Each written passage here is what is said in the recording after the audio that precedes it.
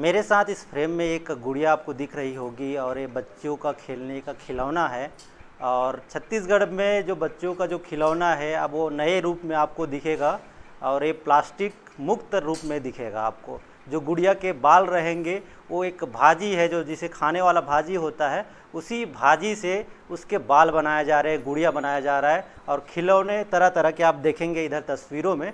तो आप सारे गुड़िया अभी देख रहे हैं, सभी पटुआ भाजी जिसे कहते हैं छत्तीसगढ़ में, उसी से बनाया गया है। और यहाँ पर महिलाओं को देखिए कि जिस प्लास्टिक से हम दूर जाने की कोशिश कर रहे हैं, तो उससे दूरी बनाने के लिए दिन रात यहाँ पर मेहनत कर रही हैं। इनके साथ छोटे बच्चियाँ भी हैं जो काम कर रही हैं। इस पूरे अभियान को समझेंगे और पटुआ भाजी क्या है और कैसे ये प्लास्टिक का विकल्प बन सकता है, इसी को अब समझेंगे। दीदी, सबसे पहले तो अपना नाम बता दीजिए। जी, मैं कल्पना यादव हूँ। ये बताइए कि ये पटुआ भाजी है क्या और क्या क्या बना रहे हैं इससे? पटुआ भाजी छत्तीसगढ़ में जो भाजी खाते हैं उसका एक भाजी ही है। हाँ। जो जब छोटा रहता है तो उसको खाते हैं। हाँ। जब उसका बड़ा रूप हो जाता है 10 फीट तक, तो पूरा मैच्योर होने के बाद उस भाजी को काट कर, पेड़ को, तना को काट के सुखाते हैं। अच्छा। सूखने के बाद उसे 10 दिन तक पानी में डुबा के रखते हैं। हाँ। आई मीन गलाते हैं, समझिए उसको। गलाने के बाद ये रेसा निकलता है। ये अच्छा, हाँ, ये इसको रेसा है। ये पटुआ भाजी के अंदर ये सुंदर गोल्डन रेसा निकलता है। हाँ। नेचुरल है ये, इसमें कुछ नहीं बनाते। उसके बाद आप इसको कलर कर सकते हो और मनचाहा रूप बना सकते हो, इसमें चोटी बना के। अच्छा, ये जो खिलौने बने हैं इनके बाल इसी, और जो कपड़े जो सजाए गए हैं तो इसी भाजी से? इसी भाजी से है, रेसा है, भाजी का रेसा है ये। अच्छा। इसी से आप ऐसा चोटी बना के मनचाहा रूप देखिए। कोस्टर का क्या बनाया? टेबल मैट, ये टेबल मैट है। हाँ। कोस्टर है, वो पर्स है वहाँ पर। और एक गुड़िया का जो ड्रेस है, फ्रॉक है। और अपना ये पानी का बॉटल है। और फ्लावर पॉट है। छत्तीसगढ़ में बहुत सारी भाजियाँ खाई जाती है और उसी में से एक है पटुआ भाजी। और यही पटुआ भाजी अब प्लास्टिक का विकल्प बनते जा रहा है। ये प्लास्टिक का विकल्प इसे मैं कैसे मानूँ, कितना काम आने वाला है आने वाले समय में? प्लास्टिक का विकल्प आप मान सकते हो, जैसे डाइनिंग में ये अपना थाली के लिए रहता है, टेबल मैट है ये। हाँ। आप इसका यूज़ कर सकते हैं। अच्छा। और पैरदान है ये, आप हाँ। ये भी रख सकते हैं। किचन में भी यूज़ होता है इसका। अच्छा।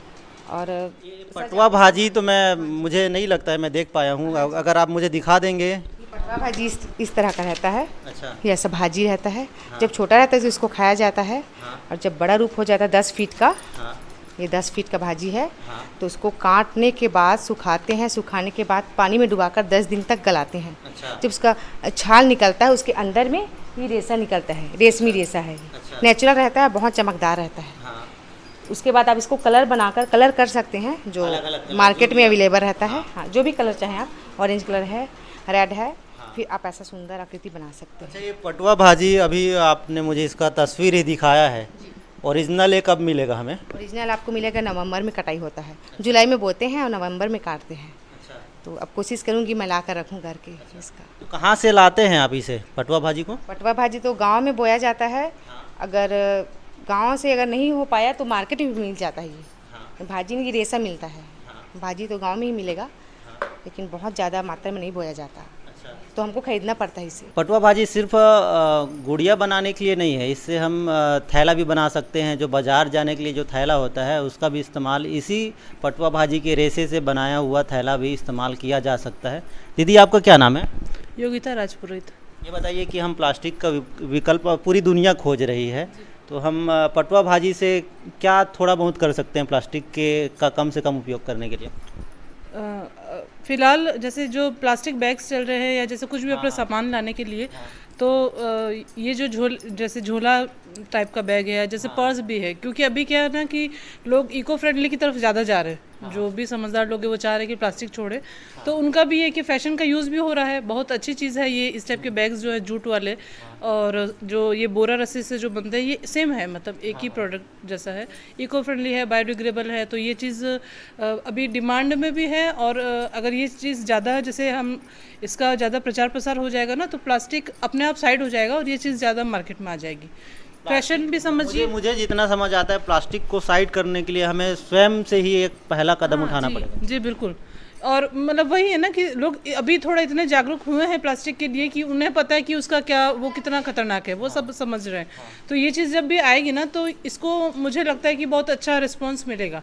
प्लास्टिक आसानी से और सस्ते में उपलब्ध हो जाता है, मुझे लगता है इसी कारण लोग ज़्यादा से ज़्यादा प्लास्टिक का इस्तेमाल करते हैं। पर जो अभी ये जो अभी मतलब उसके जो खतरे हैं या जो भी उसका है, एक बार ये चीज़ अगर आ गई ना तो ये लाइफ टाइम चलने वाला चीज़ है, कुछ ख़राब होने वाला है नहीं। मतलब जूट का जैसे अपन कुछ भी चीज़ यूज़ करें तो वो इको फ्रेंडली है और मतलब उसका मतलब आगे जाके अच्छा ही फ़ायदा होने वाला है, उसमें कुछ नुकसान वाली बात ही नहीं है, फ्रेंडली है वो, तो वो ज़्यादा अच्छी चीज़ है।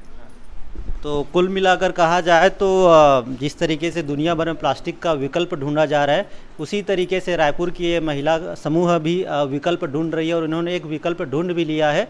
इन्होंने पटुआ भाजी का जो रेशा रहता है उसी से अब तरह तरह के प्रोडक्ट बनाने शुरू कर दिए हैं। इसमें खिलौने हैं और जो थैले होते हैं, जिसको अक्सर आप देखेंगे बाज़ार में तो प्लास्टिक के थैले लेकर लोग सामान खरीदने जाते हैं, और जो पर्स भी होते हैं जो महिलाएं लेकर जाती है, तो उन सभी का एक प्लास्टिक से उसको दूर करके इस पटुआ भाजी के रेशे से बनाया हुआ जूट का बैग का इस्तेमाल किया जा सकता है। इन्होंने तो दूरी बना ली है और उम्मीद करते हैं कि आप भी अब प्लास्टिक से जितना हो सके दूरी बनाते चलिए। एबीपी न्यूज़ से रायपुर के लिए रवि मिरी।